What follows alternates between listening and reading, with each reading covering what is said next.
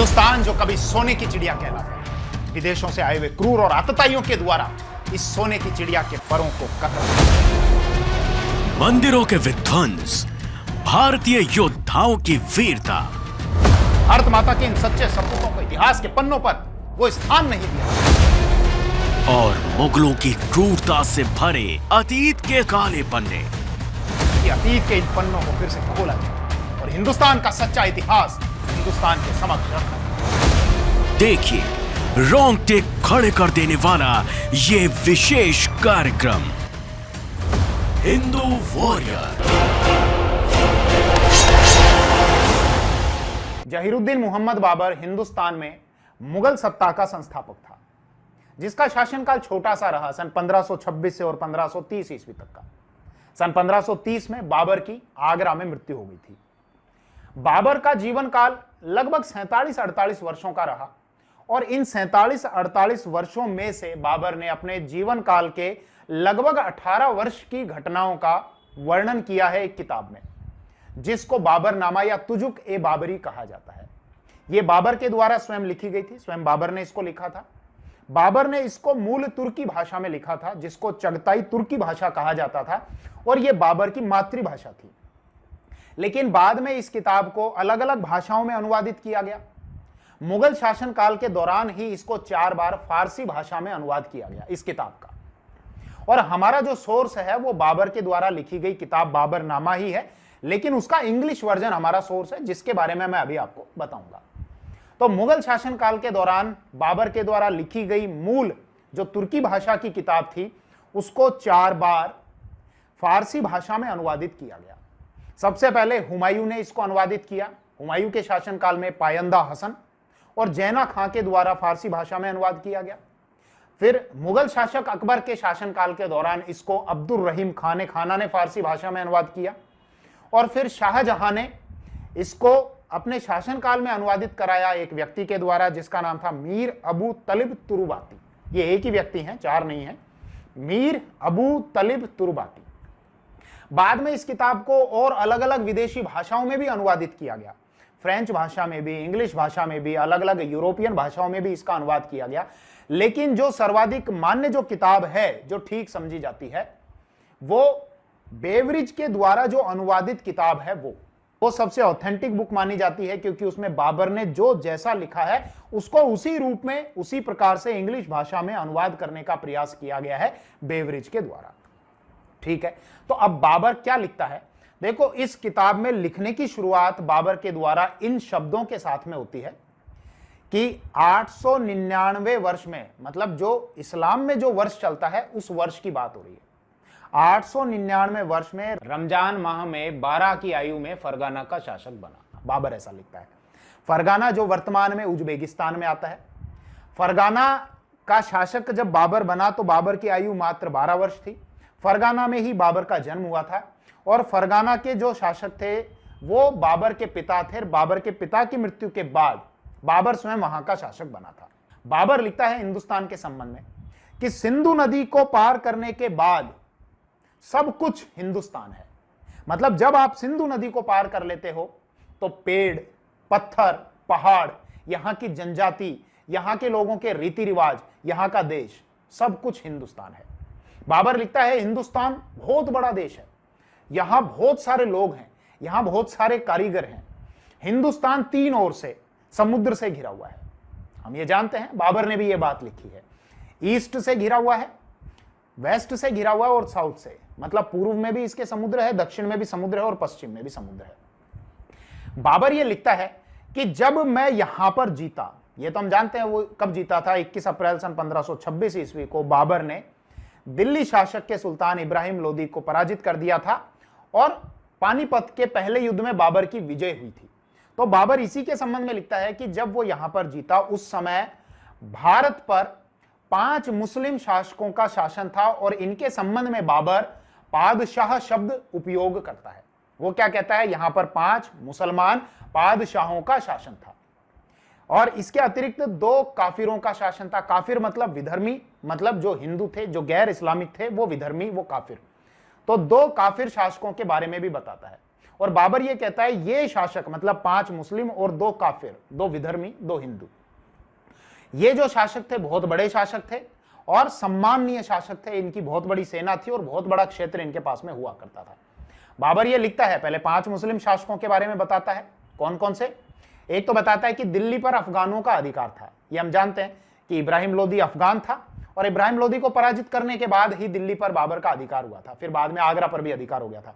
तो बाबर लिखता है दिल्ली पर अफगान थे, गुजरात पर मुजफ्फर शाह का शासन था। हालांकि मुजफ्फर शाह की पानीपत के पहले युद्ध से कुछ दिनों पहले ही मृत्यु हो गई थी। इसके अलावा बाबर लिखता है कि मालवा या मांडू, जो वर्तमान में मध्य प्रदेश में जो क्षेत्र आता है, वहां पर महमूद खिलजी का शासन था। और बाबर यह भी लिखता है महमूद खिलजी के संबंध में कि मेवाड़ का शासक महाराणा सांगा था और उसने अपनी तलवार और साहस के दम पर अपना कद बहुत बढ़ा लिया था। महाराणा सांगा ने मांडू या मालवा के शासक महमूद खिलजी को पराजित कर दिया था। थोड़ा मैं जानकारी आपको दे देता हूं। मेवाड़ के शासक महाराणा सांगा ने महमूद खिलजी को गागरोन के युद्ध में पराजित किया था। गागरोन जो वर्तमान में राजस्थान के झालावाड़ में आता है, वहां पराजित करने के बाद महाराणा सांगा ने खिलजी को बंदी बना लिया था और फिर क्षमा याचना करने पर बाद में छोड़ दिया था। लेकिन मालवा या मांडू के बहुत सारे क्षेत्रों पर महाराणा सांगा ने अपना अधिकार कर लिया था और इन्हीं क्षेत्रों में से गागरोन और चंदेरी का जो क्षेत्र आता है, चंदेरी तो आता है वर्तमान में मध्य प्रदेश में, और गागरोन जैसा मैं बता चुका राजस्थान के झालावाड़ जिले में आता है। वहां पर एक दुर्ग भी बना हुआ है जिसको जल दुर्ग कहा जाता है, जिसके चारों तरफ जल राशि है। आहू और काली सिंध नदियों के बीच में वो दुर्ग बना हुआ है। खैर, तो वहां का सूबेदार महाराणा सांगा ने अपने एक विश्वस्त व्यक्ति मेदिनी राय को नियुक्त किया था। मेदिनी राय की चर्चा मैंने इसलिए की क्योंकि अभी बाबर आगे मेदिनी राय के बारे में बताएगा।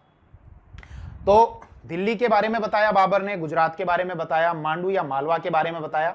इसके अलावा बाबर यह कहता है कि बंगाल पर नसरत शाह का शासन था और बहमनी साम्राज्य के बारे में भी बताया। तो बाबर के अनुसार ये 5 मुस्लिम साम्राज्य थे, दिल्ली, गुजरात, मांडू या मालवा, बंगाल और इसके अतिरिक्त बहमनी। फिर बाबर ये लिखता है 2 जो काफिर साम्राज्य थे, जो काफिरों का जिस क्षेत्र पर अधिकार था, उसमें एक तो महाराणा सांगा के बारे में लिखा है।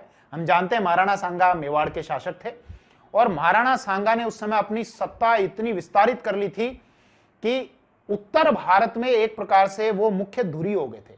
उत्तर भारत का सत्ता का जो केंद्र था वो मेवाड़ की ओर आकर टिक गया था। तो एक तो महाराणा सांगा थे। इसके अतिरिक्त दक्षिण में जो विजयनगर साम्राज्य है उसके संबंध में बाबर ने लिखा है कि वो भी एक काफिर साम्राज्य था, जिसको बीजानगर बाबर लिखता है। उसी को विजयनगर भी कहा जाता है, उसी को विजयावल्ली भी कहा जाता है। और ये हम जानते हैं कि सन 1336 ईस्वी में मोहम्मद बिन तुगलक के समय विजयनगर के ही हरिहर और बुक्का, इन दोनों भाइयों ने विजयनगर साम्राज्य को स्वतंत्र कर लिया था, स्वतंत्र घोषित कर लिया था। तो ये बाबर लिखता है। आगे बाबर ये लिखता है कि 1528 ईस्वी में मैंने चंदेरी में तूफान मचाया और अल्लाह की कृपा से कुछ ही घंटों में मैंने चंदेरी को जीत लिया। चंदेरी जो मध्य प्रदेश में आता है। बाबर ये लिखता है कि चंदेरी पर सांगा के विश्वस्त व्यक्ति मेदिनी राय का अधिकार था। 1528 में महाराणा सांगा की मृत्यु हो गई थी। फिर बाबर ये लिखता है कि जब वहां चंदेरी को जीत लिया गया कुछ ही घंटों में, तो वहां जो विधर्मी थे, मतलब जो काफिर थे, उनको मौत के घाट उतार दिया गया। खैर, अब विषय को थोड़ा और आगे बढ़ाते हैं। बाबर लिखता है कि हिंदुस्तान में एक आकर्षण नहीं है। हिंदुस्तान में आकर्षण नहीं है, इसका मतलब यहां के लोगों में आकर्षण नहीं है। यहां के जो किसान हैं और जो निम्न श्रेणी के लोग हैं वो नंगे घूमते हैं। इसके बाद बाबर ये लिखता है कि यहां बाजारों में ना तो अच्छा भोजन है, ना अच्छी रोटी है, ना अंगूर हैं अच्छे, ना यहां पर खरबूजे हैं, खरबूजे जिसको मस्क मेलन कहा जाता है। इसके अलावा ना यहां पर गर्म पानी के बाथ हैं जिसको हम्माम कहा जाता है, ना यहां पर बर्फ है, ना यहां पर ठंडा पानी है। तो जब कुछ भी नहीं है तो भारत में क्यों आए भैया? खैर, इसके बाद बाबर हिंदुस्तान के संबंध में कुछ और बातें लिखता है। बाबर यह कहता है हिंदुस्तान बहुत बड़ा देश है, बहुत सारे यहां पर लोग हैं और यहां पर सोने और चांदी की भरमार है। तो ये रीजन भी आपको समझ में आया होगा कि जब बहुत सारी नेगेटिव चीजें हैं तो बाबर हिंदुस्तान में क्यों आया, क्योंकि यहां बहुत सारा सोना चांदी है, मतलब बहुत सारा पैसा है। बाबर ये लिखता है कि यहां बहुत सारी संपदा है।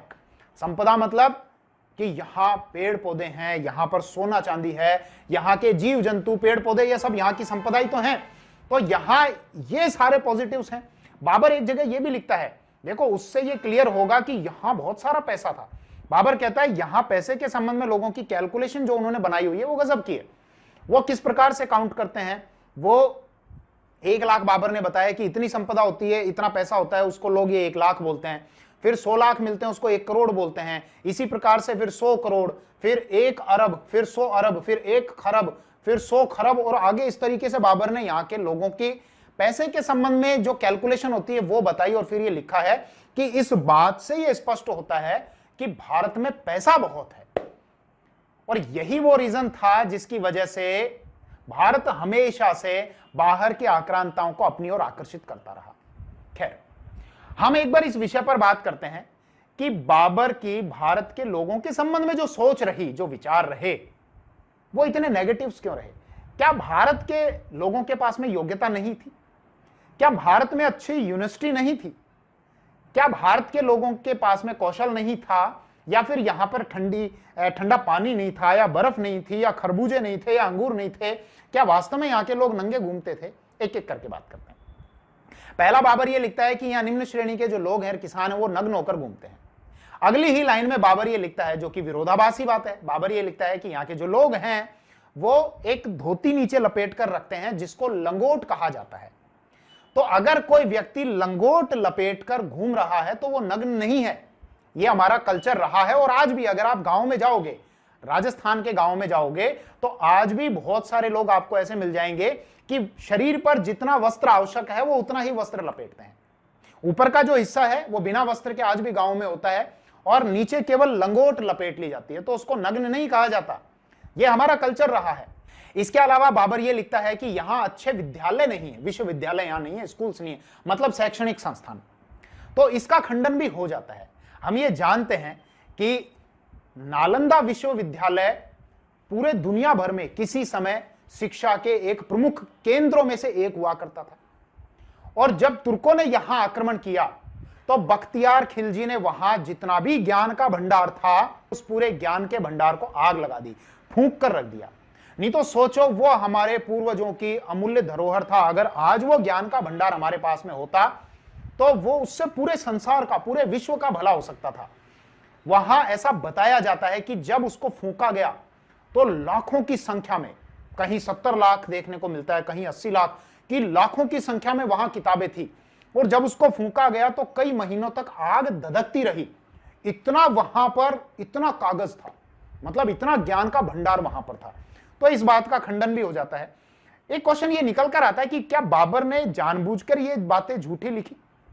तो ऐसा नहीं हुआ होगा, क्योंकि आप इस नजरिए से भी देखिए कि बाबर को शासन करने के लिए ज्यादा समय नहीं मिला। बाबर मात्र 1526 से 1530 ईस्वी तक हिंदुस्तान में शासन कर पाया, और इसमें से भी 1526, 1527, 1528 इस समय तक वो युद्धों में ही उलझा रहा। तो अगर हम देखें तो 1529 और 30 का कुछ समय ही, लगभग साल 1.5 साल का समय ही बाबर को मिला हिंदुस्तान को जानने के लिए, हिंदुस्तान को समझने के लिए। तो उस साल 1.5 साल में बाबर यहां जितना देख पाया, जितना समझ पाया, उसको ही बाबर ने लिखा है। हो सकता था बाबर का शासनकाल अगर थोड़ा लंबा होता तो उसके विचार हिंदुस्तान के लोगों के संबंध में अलग होते, उसको यहाँ के सुसभ्य लोगों से मिलने का अवसर मिलता, और बाबर के ये विचार इस प्रकार से नहीं होते कि यहाँ के लोग सभ्य नहीं है। बाबर अगर कश्मीर में जाता, वहां देखता, तो उसके ये विचार इस प्रकार से भी नहीं होते कि यहां पर बर्फ नहीं है, यहां पर ठंडा पानी नहीं है। कश्मीर में चले जाओ, नॉर्थ इंडिया में चले जाओ, बहुत सारी बर्फ है, बहुत सारा ठंडा पानी है। इसके अलावा बाबर ने पुर्तगालियों के संबंध में भी नहीं लिखा। उस समय तक भारत में पुर्तगाली आ चुके थे, तो बाबर ने पुर्तगालियों के संबंध में नहीं लिखा, ओडिशा के संबंध में नहीं लिखा, ज्यादा कश्मीर के संबंध में नहीं लिखा। तो बहुत सारी बातें हैं जो बाबर के द्वारा लिखी जानी चाहिए थी, वो बाबर ने नहीं लिखी। उसका कारण यही है कि बाबर को ज्यादा समय नहीं मिला हिंदुस्तान को जानने के लिए, नहीं तो उसके विचार हिंदुस्तान के लोगों के संबंध में अलग होते। इसके अलावा बाबर ने लिखा है यहाँ मीठे खरबूजे नहीं है, तो भैया एक बार राजस्थान में आ जातो, राजस्थान में तो घना ही खरबूजा भी है, तरबूज भी है, और बढ़िया मीठे मीठे खरबूजे होते हैं। तो ये विचार भी बाबर के बदल जाते। इसके अलावा जैसा बाबर लिखता है कि यहाँ के जो कारीगर हैं उनमें कौशल नहीं है, यहाँ के लोगों में योग्यता नहीं है, कुशलता नहीं है। यहाँ के जो कारीगर हैं वो कुशल कारीगर थे, क्योंकि यहाँ के लोगों ने बहुत सारे स्ट्रक्चर्स बनाए हैं। हम जानते हैं कि अजमेर के जो शासक थे बीसल देव चौहान, उनके समय संस्कृत पाठशाला बनाई गई थी, बहुत गजब का स्ट्रक्चर है। इसके अलावा हम ये भी जानते हैं कि महाराणा कुंभा जो मेवाड़ के शासक थे, उनके समय 32 दुर्ग बनाए गए थे। मेवाड़ के अंदर 32 फोर्ट्स बनाए गए थे और उनका आर्किटेक्चर इतना गजब का है। क्या ये कारीगर बाहर से आए थे? नहीं, ये कारीगर यहीं के थे, लोकल कारीगर थे। आप कभी जाइए मेवाड़ में, राजसमंद जिले में जाइए राजस्थान के, वहां पर एक दुर्ग बना हुआ है, कुंभलगढ़ दुर्ग। जब आप उसको देखेंगे तो अपने दांतों तले उंगली दबा लेंगे कि आखिर किस प्रकार से ये स्ट्रक्चर बनाया गया होगा, कैसे इन भारी भारी पत्थरों को वहां पहुंचाया गया होगा, कैसे इनको तराशा गया होगा। यहाँ के जो मंदिर हैं, यहाँ का जो आर्किटेक्चर है वो बहुत गजब का है। तो ये सब कारीगर यहीं के थे। इन कारीगरों में योग्यता थी, लेकिन शायद बाबर को ज्यादा समय नहीं मिला इन लोगों के संबंध में जानने का। इसके अलावा बाबर जब भारत में आया तो पहली बार उसने हाथी को देखा और हाथी के बारे में लिखा कि ये बहुत बड़ा जीव है और अगर इसकी सूंड काट दी जाए तो ये जीवित नहीं रह सकता। मोर के बारे में लिखा और मोर के बारे में कहा बहुत गजब का ये पक्षी है। आम के बारे में लिखा कि ये भारत का सबसे अच्छा फ्रूट है। इसके अलावा भी बाबर ने, जैसे राइनोसोरस है, गेंडा जिसको हम कहते हैं, उसके बारे में भी लिखा कि ये गेंडा इतना बड़ा जानवर है कि 3 भैंसों के बराबर ये एक जानवर है। हिंदू वॉरियर।